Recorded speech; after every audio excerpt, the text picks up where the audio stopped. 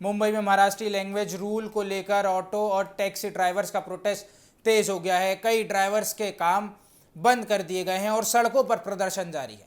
Drivers का कहना है कि मराठी लैंग्वेज को लेकर बनाए गए इस नए नियम से उनकी परेशानियां बढ़ रही हैं।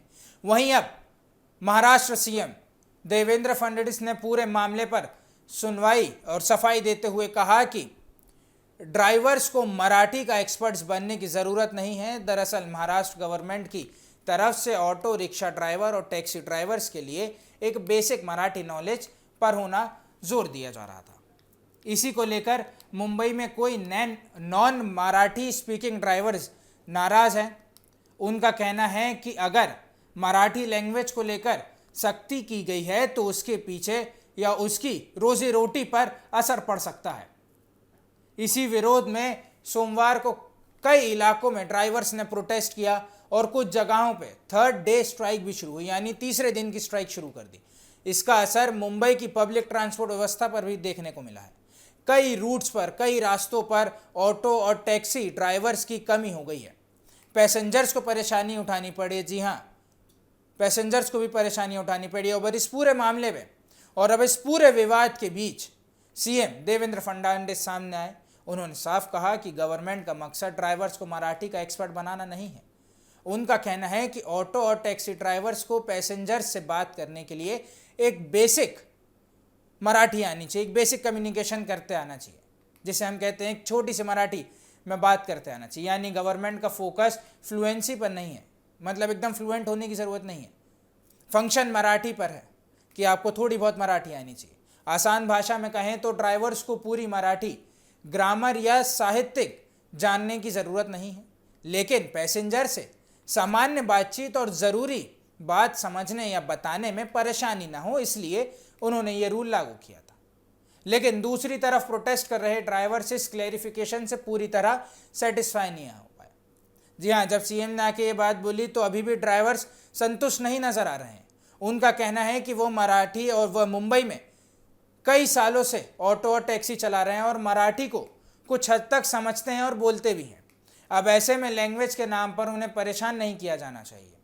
इस पूरे मामले में आरटीओ चेकिंग भी विवाद की वजह बनी हुई है।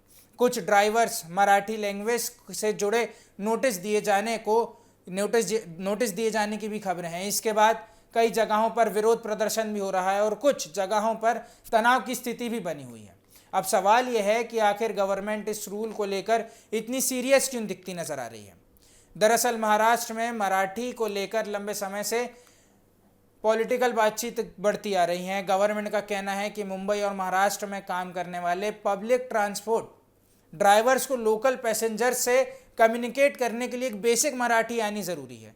वहीं विरोध करने वालों का कहना है कि लैंग्वेज को रोजगार की शर्त नहीं माना जाएगा।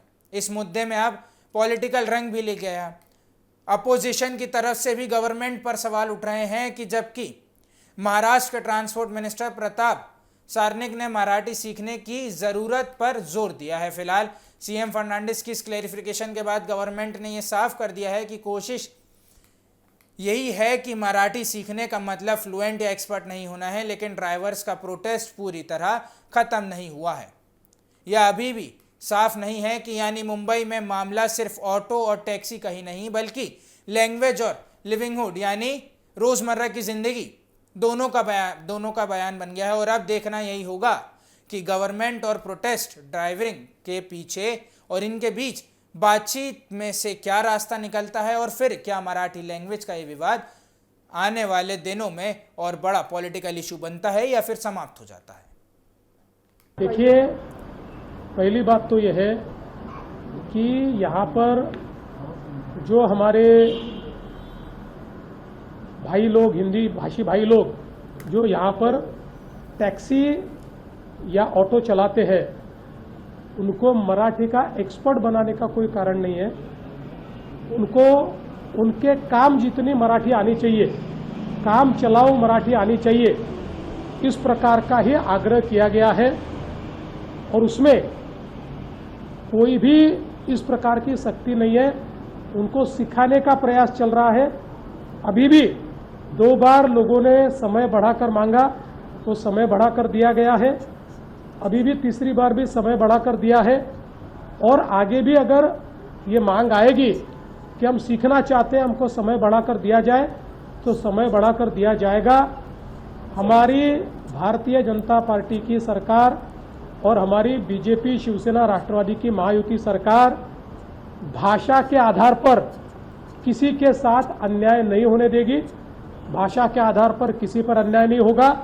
ये सारे लोग, और इनमें से तो कई लोग 3-3 पीढ़ियों से यहाँ रहते हैं, ये हमारे लोग हैं, हमारी संस्कृति के साथ घुल मिल गए हैं। इसलिए यह प्रयास है कि इनमें से जिनको भाषा काम चलाऊ भी नहीं आती, उनको सिखाने का प्रयास चल रहा है। कोई किसी के ऊपर अन्याय न हुआ है, न हमारी सरकार होने देंगी।